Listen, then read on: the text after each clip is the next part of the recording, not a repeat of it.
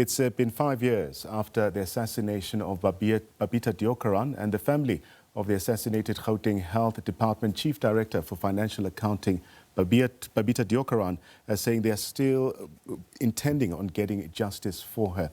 Now, the slain Health Department official, slain 5 years ago, Babita Deokaran's family, as well as the Ahmed Kathrada Foundation, have gathered in Winchester Hills this morning to honor her memory. Deokaran was shot outside a Johannesburg home in August of 2021 after raising concerns about suspected corruption and irregular payments which are linked to Tembisa Hospital. 5 years on, her murder remains a painful reminder of the risks faced by those who speak out against corruption. We're now joined by Babita's brother, Rakesh Deokaran, to reflect on her life, her legacy, and the family's continued fight for justice. Rakesh, good to have you on the program, despite the circumstances. Now, 5 years on, is today more about mourning Babita and what was taken from your family, or is it about celebrating the life that she lived and once stood for? Good afternoon to you and to your viewers. So with regards to mourning and celebratory, I won't put them in the same category because we'll always be mourning about it. With regards to celebratory, it's just what she stood for. It's not a celebration, but it's just her values and her integrity. Well, if you're going to call that a celebration, then we'd accept that. Mr. Deokaran, what is the one thing you most want South Africans to remember, especially about Babita? And do you believe the country has truly honored her legacy? It's not about the country honoring her legacy. It should be the leadership of the country that should honor her, and they should value her integrity, her principles, and what she stood for. Yeah. So Babita stood up against suspected corruption despite the risks. What do you think she would make of South Africa today, particularly the continued fight against corruption in the nation? So if I had to look at it from her perspective, I wouldn't say she'd be happy. She would have hated for us to be in the situation that we are in. But the mere fact that it's going forward currently, she would appreciate that. Yeah. So like we heard from today's session, I mean, 6 men have been convicted for Babita's murder. But the person who allegedly ordered the killing has not been identified or brought to book. What does that mean for your family 5 years on? So, as I've stipulated on many occasions, the 6 men, I'm not saying, okay, they were the trigger men, and it had really upset us that you had to get 6 men to take out 1 woman. But remember, those 6 men did not hire themselves.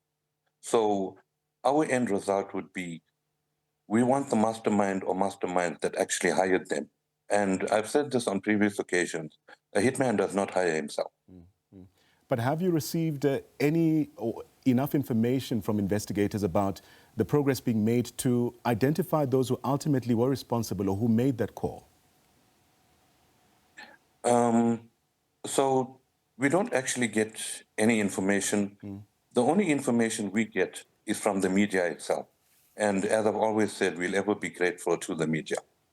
Yeah, but does it make the loss even more harder, knowing that Babita may have paid with her life especially for exposing corruption that was potentially much bigger than initially understood?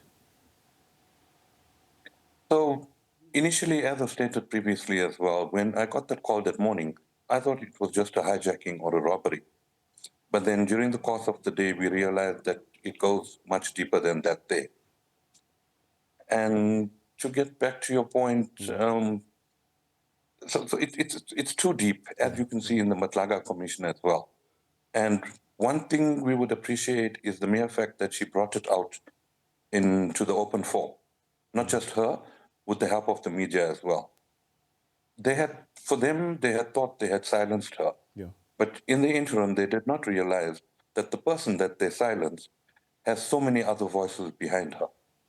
I want to expand on that thought that you make. I mean, do you believe that South Africa is doing enough to indeed protect whistleblowers who are exposing wrongdoing or corruption? Or are people like Babita still being left vulnerable at this stage? So the bill did come about. I'm not sure, but it's not long ago.